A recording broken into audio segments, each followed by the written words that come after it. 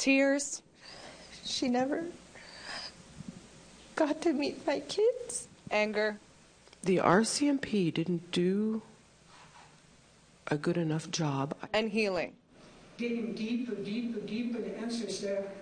Families and survivors of missing and murdered Indigenous women and girls across the NWT testified, listened, and supported at community hearings this week. Lisa Semler testified on behalf of her mother, who was murdered by her partner. Semler spoke towards the difficulties faced by families of MMIWG taking on relatives who have lost their mothers. The families aren't going to go through the process of being foster parents, and that's how the system works, is you got to register as foster parents, and then we can give you, like, you can have these children and we can financially support you.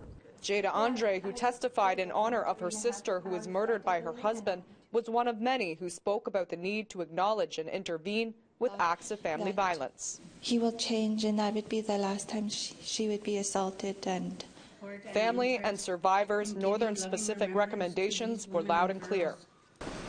We've heard about the importance of establishing appropriate memorials to honor lost loved ones.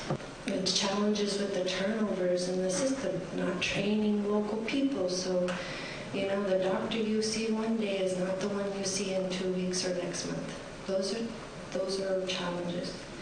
But to get the education to be the one that provides that service, you don't get it here. You have to leave your territory. With delays in staff turnover, public perception of the inquiry has not always been favorable.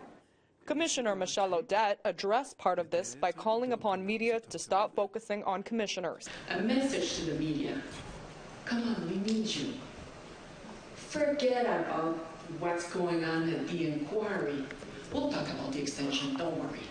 But family first. Come on, help me. Inquiry hearings will move to Rankin Inlet Nunavut next on February 20th for 3 days of hearings. Charlotte Morritt-Jacobs, APTN National News, Yellowknife.